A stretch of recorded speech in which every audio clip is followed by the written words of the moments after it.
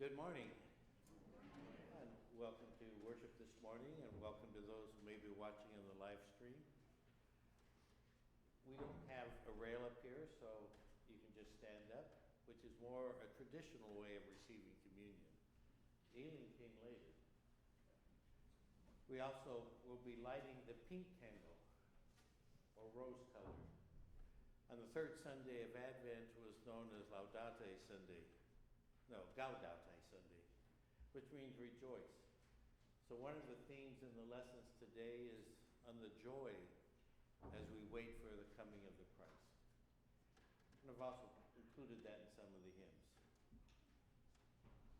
We begin with our confession of forgiveness. Please stand as you are able.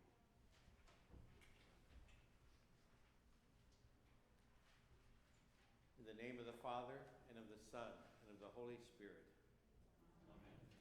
Almighty God, to whom all hearts are open, all desires known, and from whom no secrets are hid, cleanse the thoughts of our hearts by the inspiration of your Holy Spirit, that we may perfectly love you and worthily magnify your holy name through Jesus Christ our Lord. Amen. Now let us confess our sins in the presence of God and of one another.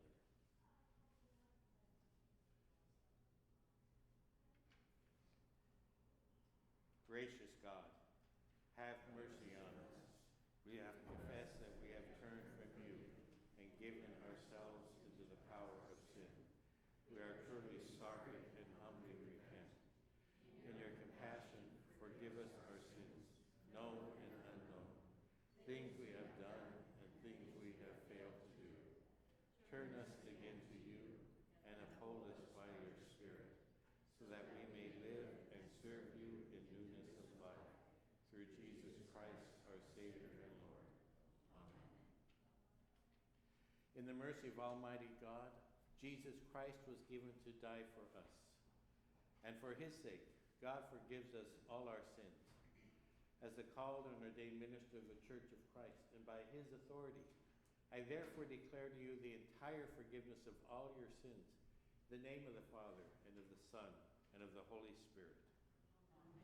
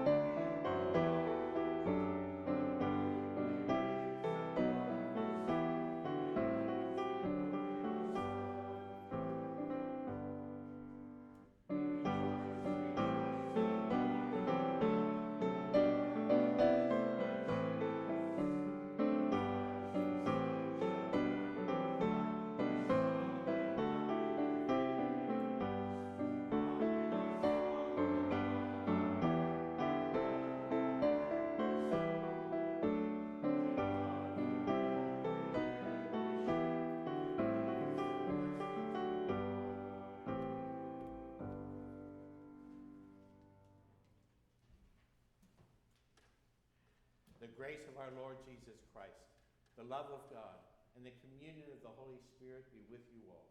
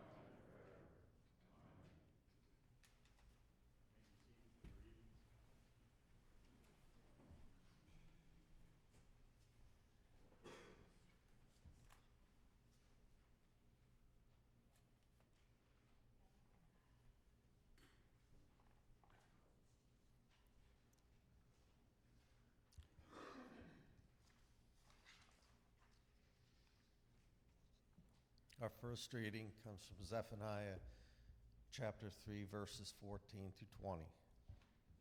Sing aloud, O daughter Zion, shout, O Israel. Rejoice and exult with all your heart. O daughter Jerusalem, the Lord has taken away the judgments against you. He has turned away your enemies. The King of Israel, the Lord, is in your midst. You shall fear disaster no more. On that day it shall be said to Jerusalem, do not fear, O Zion. Do not let your hands grow weak. The Lord your God is in your midst, a warrior who gives victory. He will rejoice over you with gladness. He renew you in his love. He will exult over you with a loud singing. As on the day of festival, I will remove disaster from you so that you will not bear reproach for it. I will deal with all your oppressors at that time, and I will save the lame and gather the outcast. And I will change your shame into praise and renown in all the earth. At that time I will bring you home. At that time I will gather you. For you, I will make you renowned and praised among all the peoples of the earth, when I restore your fortunes before your eyes, says the Lord. Our next reading is the psalmody. It comes from Isaiah, verse 12, chapter 12, verses 2 through 6. Surely, Lord is my salvation. I will trust, and I will not be afraid. For the Lord God is my strength and my might. He has become my salvation.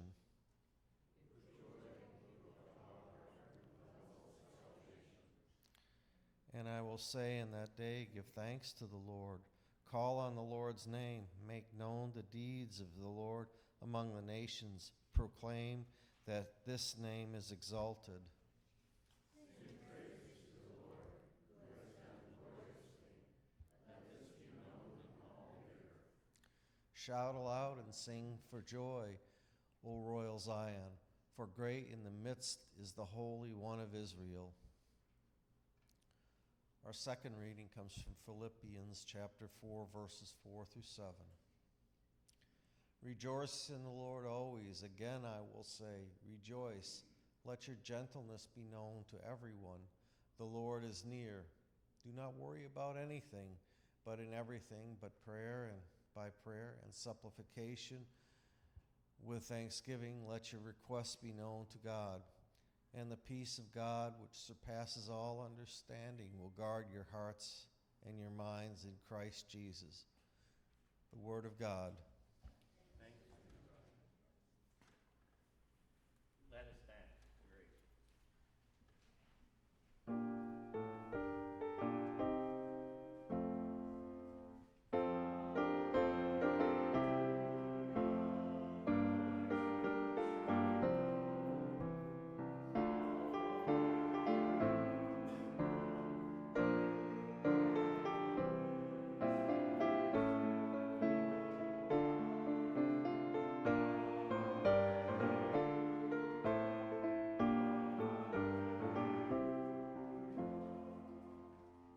The Holy Gospel according to Luke. John said to the crowds coming out to be baptized by him, "You brood of vipers, who warned you to flee from the coming wrath? Therefore, bear fruits worthy of repentance, and do not begin to say to yourselves, 'We have Abraham as our ancestor.' For I tell you, God is able from these stones to raise up children to Abraham. Even now, the axe is lying at the root of the trees. Therefore, every tree that does not bear good fruit will be cut down and thrown into the fire." And the crowds asked him, "What then should we do?" In reply, he said to them, "Whoever has 2 coats must share with anyone who has none, and whoever has food must do likewise." Even the tax collectors came to be baptized, and they asked him, "Teacher, what should we do?" He said to them, "Collect no more than the amount prescribed for you." Soldiers also asked him, "And we, what should we do?" He said to them, "Do not extort money from anyone by threats or false accusations, and be satisfied with your wages." As the people were filled with expectations and were all questioning in their hearts concerning John, whether he might be the Messiah, John answered all of them by saying, "I baptize you with water, but one who is more powerful than I is coming. I am not worthy to untie the straps of his sandals. He will baptize you with the Holy Spirit and fire. His winnowing fork is in his hand to clear the threshing floor and to gather his wheat into his granary, but the chaff he will burn with unquenchable fire." So with many other exhortations he proclaimed the good news to the people. The Gospel of the Lord. Praise to you, Lord Christ. You may be seated.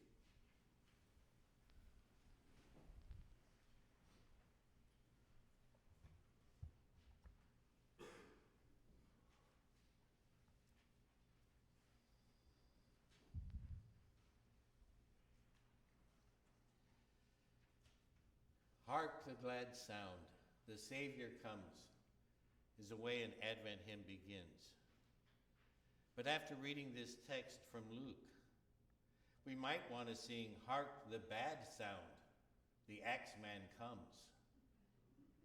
Jesus appears more like a lumberjack than a savior. He comes with his axe to cut down unfruitful trees. He comes to sift the wheat and burn up the husks.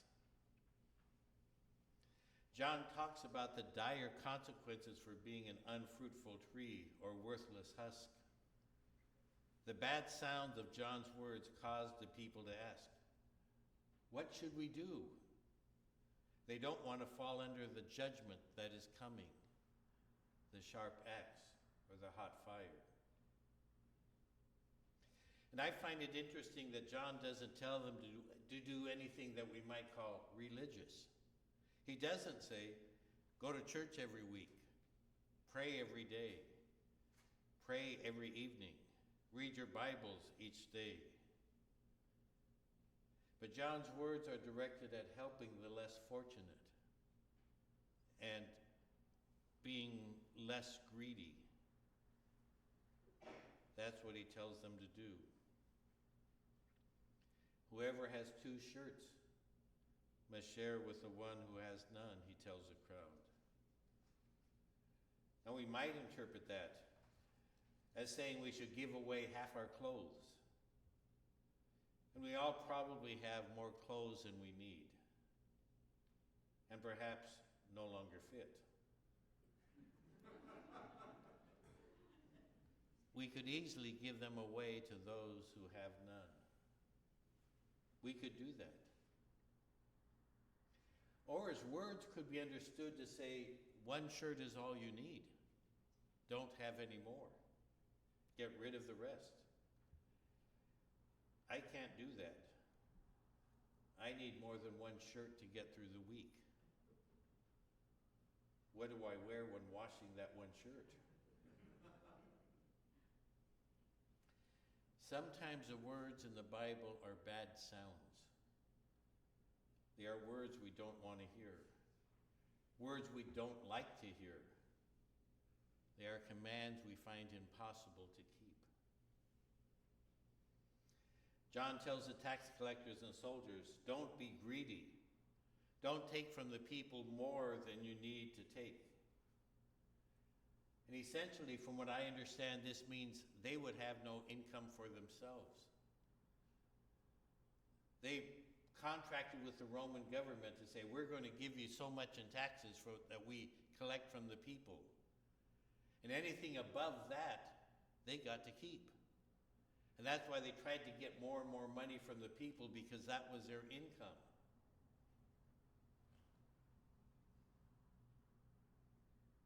Essentially, John is telling them to buck the corrupt system because it required them to cheat and to harass the people so they could have money to live on.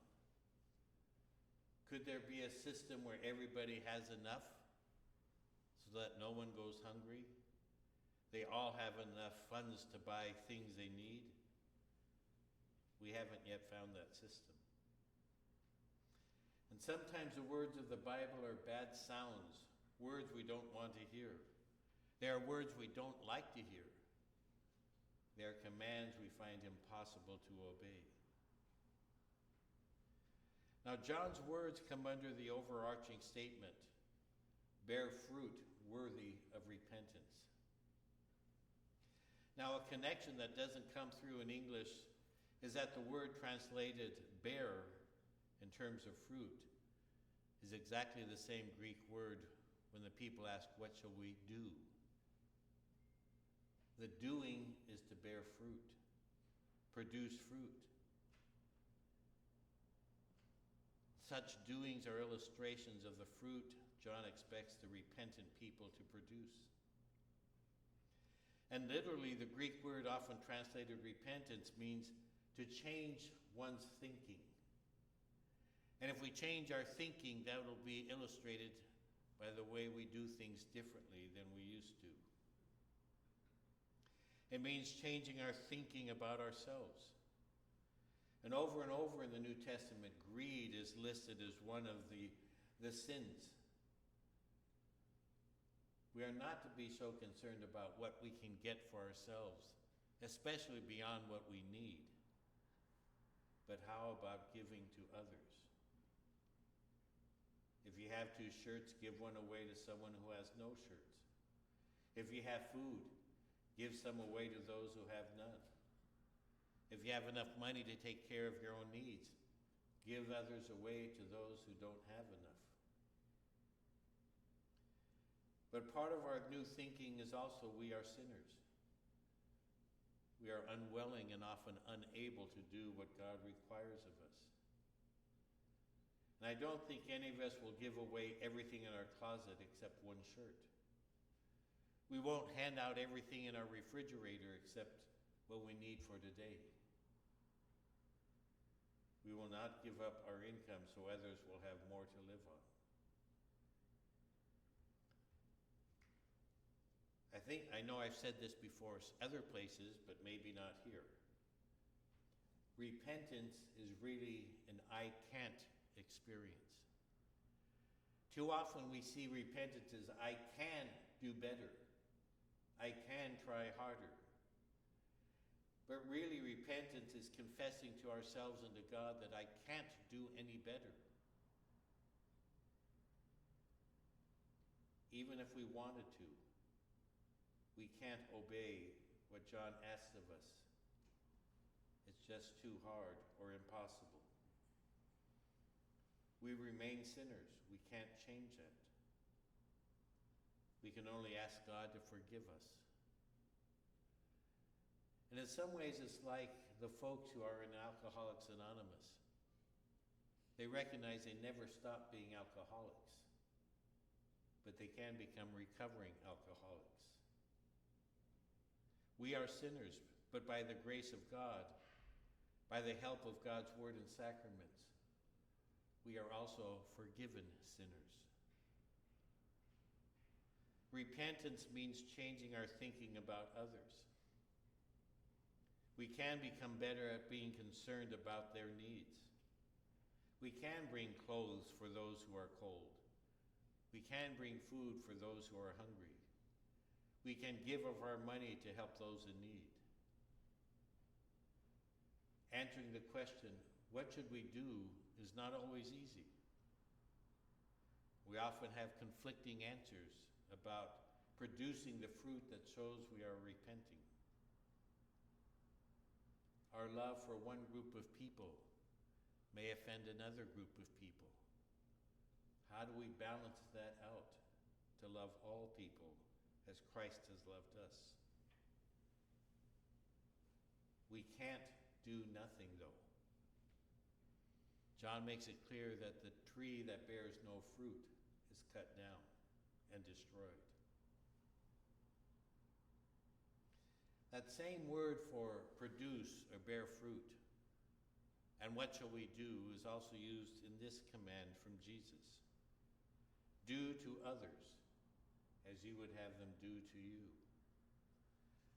When we put ourselves in the shoes of the other people, it can become easier to figure out what we should do, what will help them rather than hurt. It's not all bad sounds that we hear from John. There's good news for us here. If God can raise up for Abraham children out of stones, God can certainly produce good fruit in us sinners.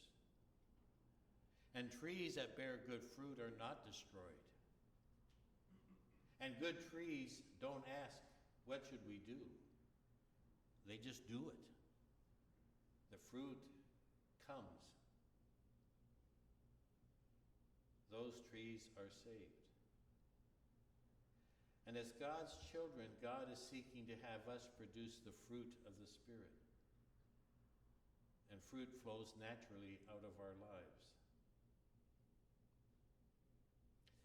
The coming one separates the wheat from the husk.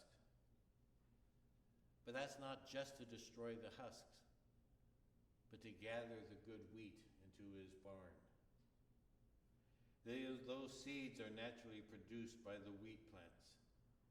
It doesn't ask, what should we do? It just grows and produces wheat for food. Now, diseases, bugs, weeds, bad weather, and hail are all things that can hinder the tree and the wheat from producing the fruit. And there's much in the world that can hinder us believers from producing the fruits of repentance that God expects.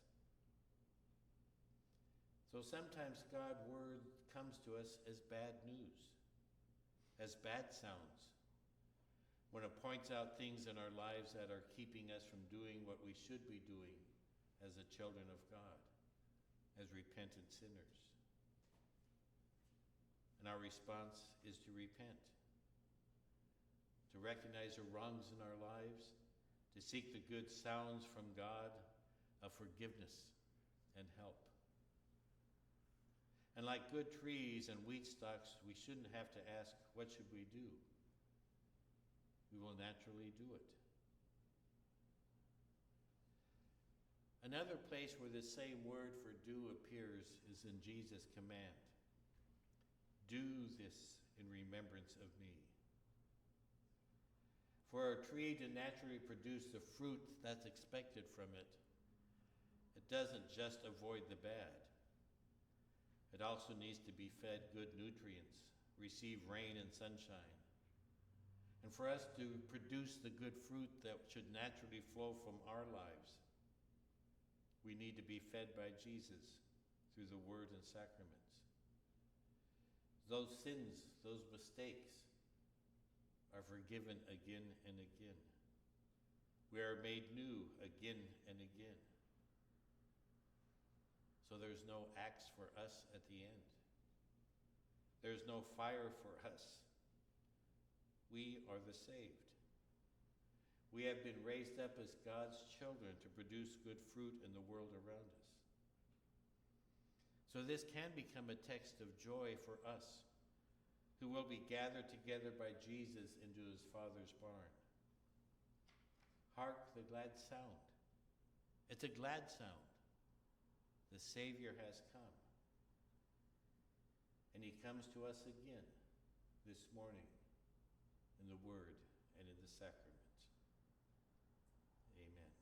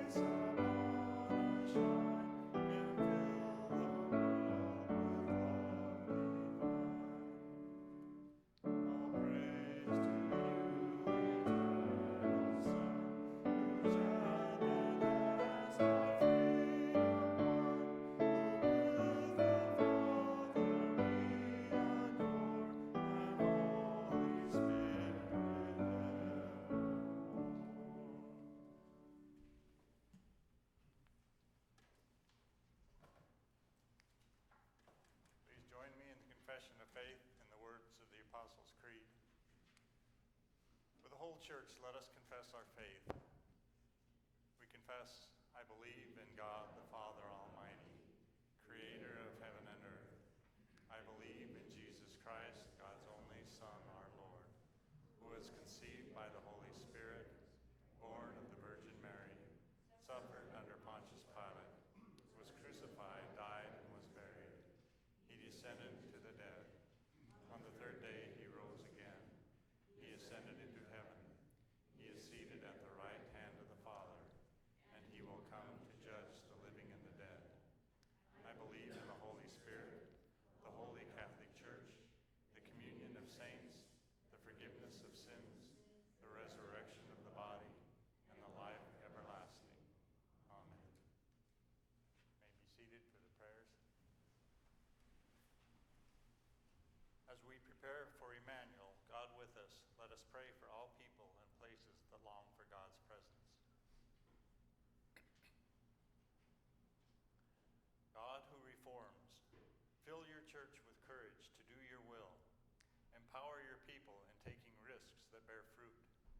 raise up leaders who will proclaim the good news. Lord, in your mercy, receive our prayer. God, who creates, you hold in balance diverse ecosystems. Encourage efforts to protect wild lands from devastation. Care for animals and people in the path of destructive fires, storms, and other disasters. Lord, in your mercy, receive our prayer. God, who leads, this world cries out for true justice. Guide legislatures, judges, and lawyers in action steeped in love and restoration. Increase the desire to advocate for all who are confronted with discrimination and oppression.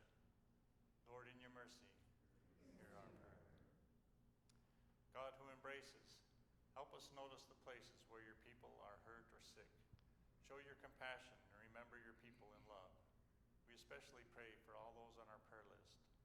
And Lord, hear now our individual prayers, either spoken aloud or raised to you silently in our hearts.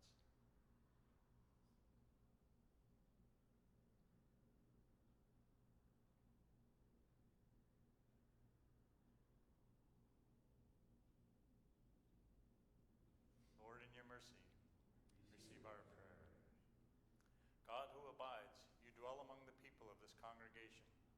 Deepen our relationships with one another and make us aware of the diverse talents and gifts presented here. Lord, in your mercy, receive our prayer. God, who consoles, we thank you for the time we have had with loved ones who have died. Comfort us with the promise of everlasting life in you. Lord, in your mercy, receive our prayer. Savior of the nations, come and receive these prayers and the pleas of our hearts. In the name of Jesus Christ, our Lord and Savior. Amen. The peace of the Lord be with you all. You may share the peace with each other.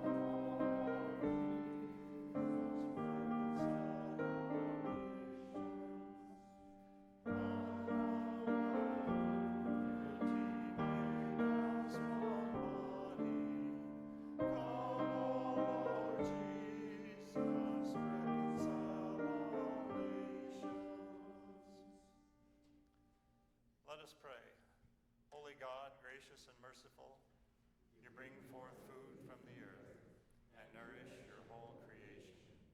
Turn our hearts towards those who hunger in any way, that all may know your care, and prepare us now to feast on the bread of life, Jesus Christ, our Savior and Lord. Amen. Please stand as you are able. The Lord be with you. And also with you. Lift up your hearts. We lift them to the Lord. Let us give thanks to the Lord our God. It is right to give our thanks and praise. It is indeed right, our duty and our joy, that we should at all times and in all places give thanks and praise to you, Almighty and merciful God, through our Savior, Jesus Christ.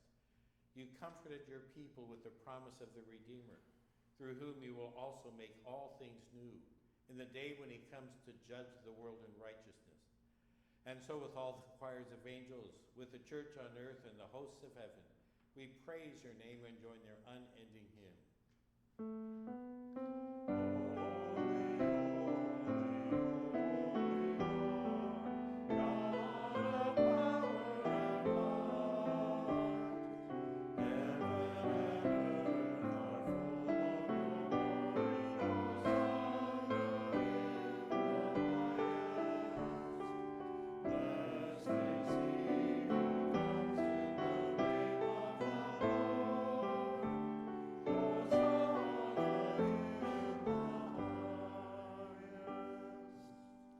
Holy One, the beginning and the end, the giver of life.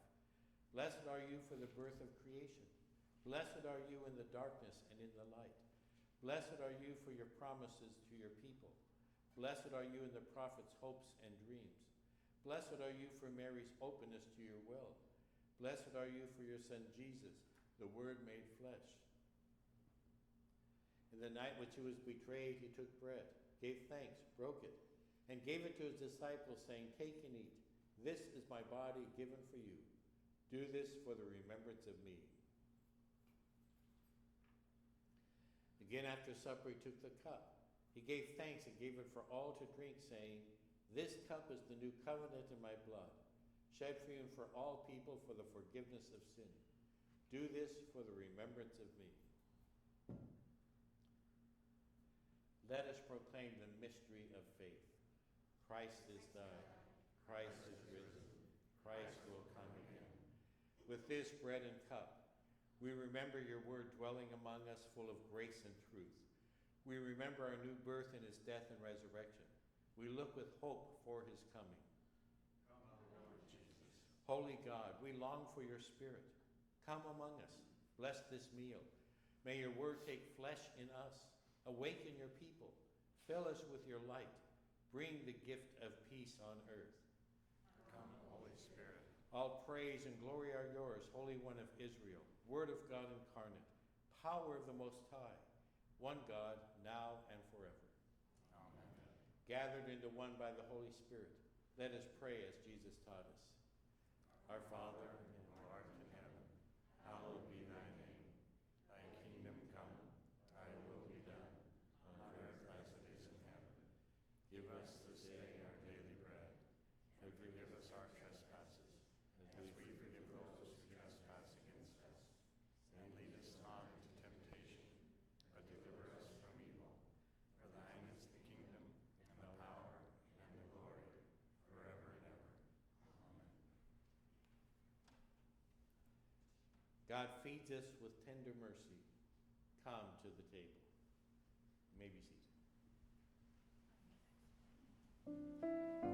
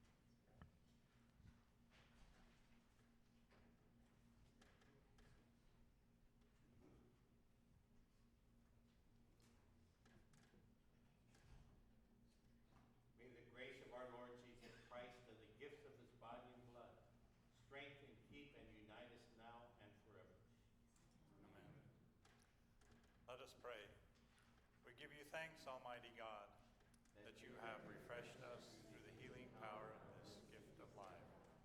In your mercy, strengthen us through this gift, in faith towards you and in fervent love toward one another. For the sake of Jesus Christ our Lord. Amen. Announcements.